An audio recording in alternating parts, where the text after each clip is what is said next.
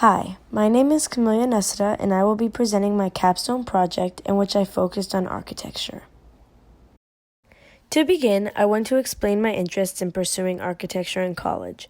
Architecture focuses on problem solving and uses creative thinking to develop a project that interests a client. Architecture can be restrictive because you are given parameters that the client wants. However, this is fun and challenging because no project will be the same. These two pictures demonstrate that a structure can be as simple as the picture on the left or as complex as the picture on the right, and they still require architecture. In my research paper, I decided to focus on seismic retrofitting in California. Seismic retrofitting is the renovation of houses and buildings that conform to certain coding, which ultimately helps protect them from natural disasters. The high risk of earthquakes in California justifies the state to consider a seismic retrofit in order to keep the community safe, which is supported by new ordinances and programs to help with the costs.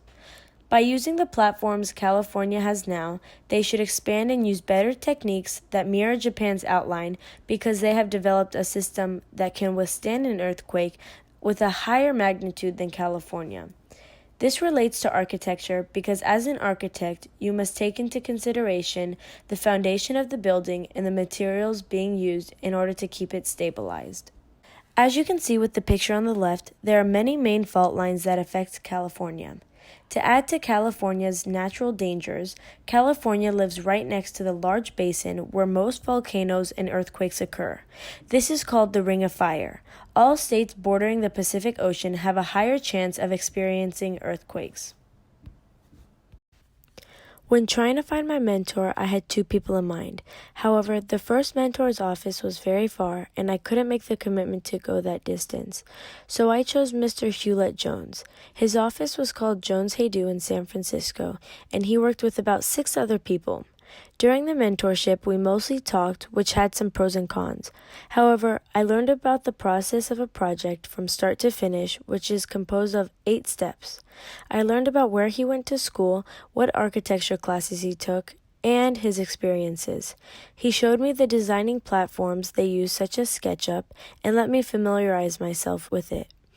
We planned on working on a small project that was local, however, the quarantine restricted us from completing it. Although we had limited time together, the time we did have, I was well informed of architecture and knew I was going to use this experience in college. This is a picture of Mr. Jones' office. This is only half of the office, and as you can see, they have incorporated a touch of unique architecture in their office with their lighting. Some of the challenges of being with Mr. Jones was that he has never been a mentor before, so he wasn't sure what to teach me and how to approach the mentoring. Because I was new to architecture, I wasn't sure how to tell him what to teach me. This restricted me from learning in-depth architecture because we were both kind of in the dark. Jones Haydu's office closes around 6 and didn't open on the weekends, so our schedule was kind of tight due to me being in school. The language Mr. Jones used was advanced, and some of the architecture words I had to have him define for me.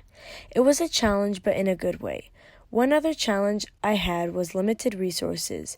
The program they used to design was very costly, and I couldn't practice with it at home. And because of the coronavirus outbreak, we couldn't finish our mentoring, which was unfortunate. On the same note, I will be presenting the pros and cons of the mentorship. As mentioned, my mentor was not familiar with being a mentor, so we were mostly talking. This isn't a bad thing, but I wish we would have done more hands-on activities. Talking to other students who did architecture, they were learning AutoCAD, which is one thing I wish I had learned. It is something many architects know and use.